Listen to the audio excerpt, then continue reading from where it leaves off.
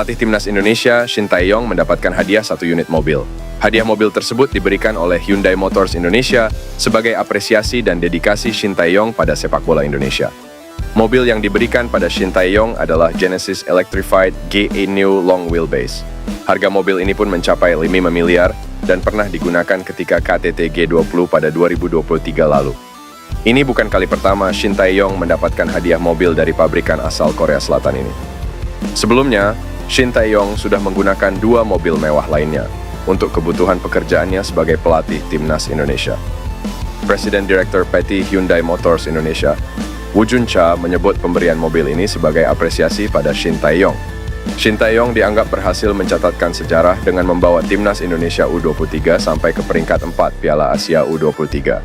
Penyerahan ini merupakan bentuk apresiasi Hyundai kepada Shin Tae-yong, serta memperkuat komitmen Hyundai dalam mendukung sepak bola tanah air, di mana sepak bola menjadi salah satu olahraga pemersatu bangsa, kata Woo Jun.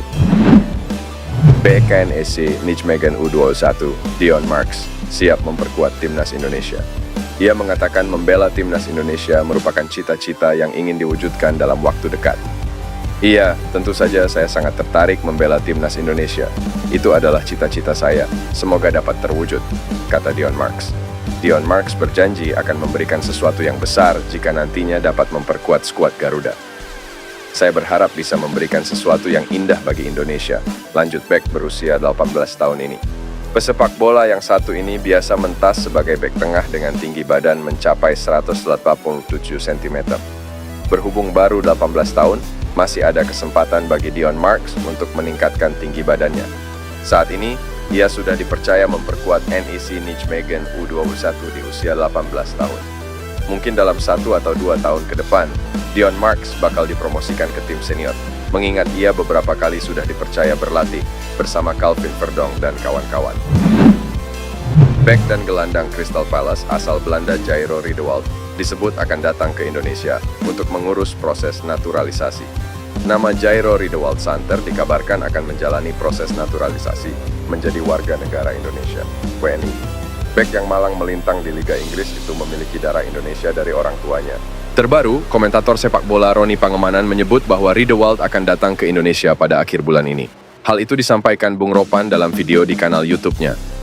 Dalam video tersebut, Ropan mengatakan bahwa ada 2 agenda penting yang akan dijalani Riedewald di Indonesia. Yang pertama adalah mengurus proses naturalisasi menjadi WNI. Riedewald juga dikatakan telah bertemu dengan Ketua Umum PSSI Erick Thohir. Riedewald akan datang ke Indonesia selepas kompetisi Liga Inggris berakhir pada 19 Mei mendatang. Ya, itu yang Jairo Riedewald inginkan.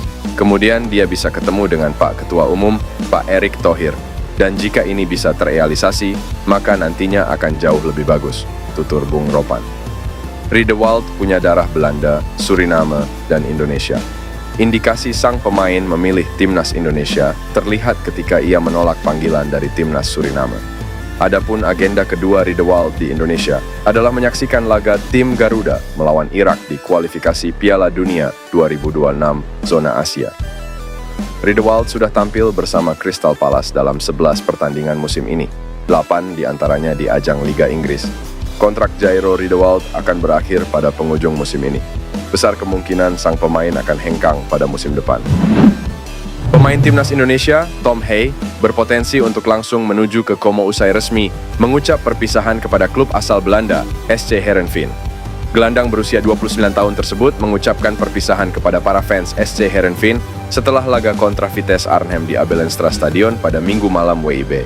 Ini menjadi pertandingan kandang terakhir bagi Hay, yang masa baktinya akan habis pada 30 Juni 2024 mendatang. Heerenveen sendiri sebenarnya masih punya 1 laga lagi di Eredivisie musim 2023-2024, yaitu dengan menghadapi Sparta Rotterdam pada minggu mendatang. Namun, laga itu akan diselenggarakan di kandang lawan.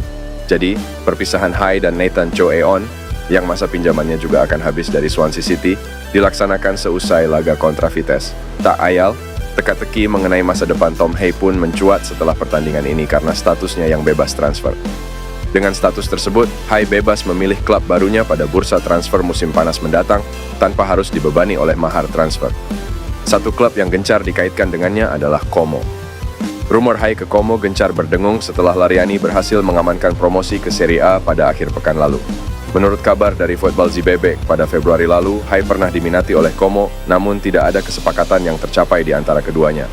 Kini, situasi terbuka lebar seiring dengan statusnya yang akan tanpa klub mulai musim panas mendatang.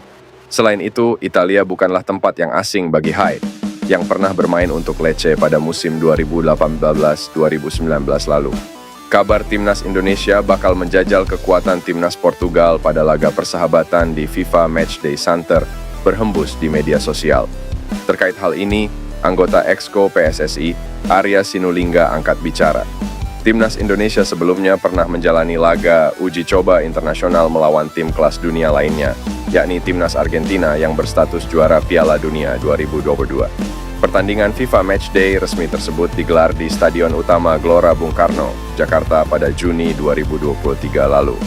Belakangan, beredar kabar bahwa Timnas Indonesia akan menghadapi lawan kelas dunia lain dalam waktu dekat.